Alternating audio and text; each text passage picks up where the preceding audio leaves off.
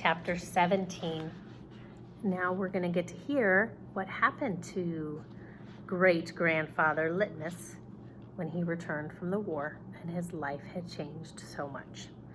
Join me on page 110, chapter 17. Well, Litmus came home from the war, said Miss Franny as she went on with her story, and found himself all alone. And he sat down on what used to be the front step of his house, and he cried and cried. He cried just like a baby. He missed his mama, and he missed his daddy, and he missed his sisters. And he missed the boy he used to be. Have you ever felt that way? Had a big change in your life? Lost somebody? Lost something? Moved, and you just miss the way things used to be? I think a lot of us feel that way now too. During the pandemic, we miss the way things were last March. We'll get back there. We'll find a new way. When he finally finished crying, he had the strangest sensation. He felt like he wanted something sweet. He wanted a piece of candy. He hadn't had a piece of candy in years. And it was right then that he made a decision. Yes, ma'am, Litmus W. Block figured the world was a sorry affair and that it had enough ugly things in it. And what he was going to do was concentrate on putting something sweet in it. He got up and started walking. He walked all the way to Florida, and the whole time he was walking, he was planning. Planning what? I asked. Why, planning the candy factory. Did he build it? I asked. Of course he did. It's still standing out on Fairville Road. That old building? Said Amanda. That big spooky one? It is not spooky, said Miss Franny. It was the birthplace of the family fortune.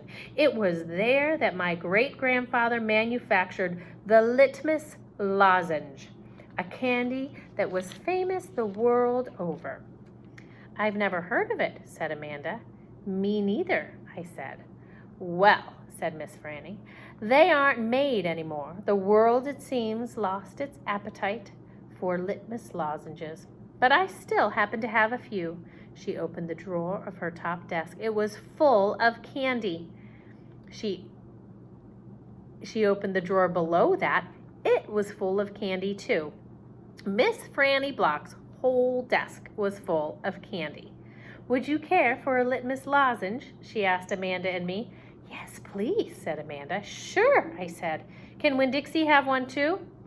I have never known a dog that cared for hard candy, said Miss Franny, but he is welcome to try one. Now, a lozenge is a little, sometimes cough drops are called lozenge, but it's any kind of hard candy you might suck on, like butterscotch candy or a cinnamon candy. You might even think of something like a Jolly Rancher, a hard candy that you suck on and it just dissolves in your mouth. Miss Franny gave Amanda one Litmus lozenge and me two. I unwrapped one and held it out to Winn Dixie. He sat up and sniffed it and wagged his tail and took the candy from between my fingers real gentle. He tried to chew on it, and when that didn't work, he just swallowed the whole thing in one big gulp. Then he wagged his tail at me and laid right back down. I ate my Litmus lozenge slow. It tasted good. It tasted like root beer and strawberry and something else I didn't have the name for. Something that made me feel kind of sad. I looked over at Amanda. She was sucking on her candy and thinking hard. Do you like it? Miss Franny asked me. Yes, ma'am, I told her. What about you, Amanda? Do you like the Litmus lozenge? Yes, ma'am, she said, but it makes me think of things I feel sad about. I wondered what in the world Amanda Wilkinson had to feel sad about. She wasn't new to town. She had a mama and a daddy. I had seen her with them at church. There's a secret ingredient in it, Miss Franny said. I know it, I told her. I can taste it. What is it? Sorrow, Miss Franny said. Not everybody can taste it. Children especially seem to have a hard time knowing it's there. I taste it, I said. Me too, said Amanda. Well then, Miss Franny said, you've probably both had your share of sadness.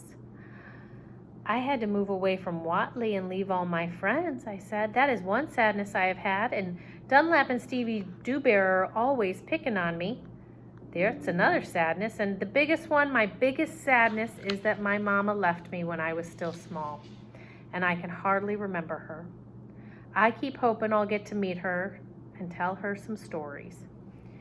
It makes me miss Carson, said Amanda. She sounded like she was going to cry. I have to go, and she got up and almost ran out of Herman W. Block Memorial Library. Who's Carson? I asked Miss Franny. She shook her head. Sorrow, she said.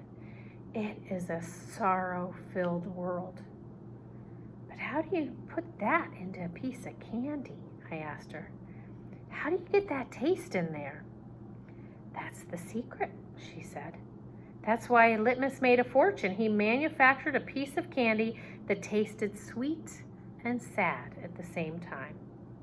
Can I have a piece to take to my friend Gloria Dump, and another one to take to Otis down at Gertrude's Pet, and one for the preacher, and one for Sweetie Pie too? You may have as many as you want, said Miss Franny. So I stuffed my pockets full of Litmus lozenges, and I thanked Miss Franny for her story, and I checked out Gone with the Wind, which was a very big book. And I told Winn-Dixie to get up, and the two of us left and went over to Gloria Dump's. I rode right past the Dewberry's house. Dunlap and Stevie were playing football in the front yard, and I was just getting ready to stick my tongue out at them, but then I thought about what Miss Franny said, about war being hell, and I thought about what Gloria Dump said, about not judging them too hard. And so I just waved instead. They stood and stared at me, but when I was almost all the way past, I saw Dunlap put his hand up in the air and wave back. Hey, he hollered. Hey, Opal. I waved harder, and I thought about Amanda Wilkinson and how it was neat that she liked a good story the same as I did. And I wondered again, who was Carson? Chapter 17. So now we heard a really heavy story about Litmus and about those lozenges, and we know that there's some sadness in Amanda. We don't know what it is. I wonder what it is. Who could Carson be? And Opal's starting to change, isn't she? The way she's thinking about the Dewberries, the way she's thinking about Amanda Wilkinson. Our character is starting to change. Next time, chapter 18.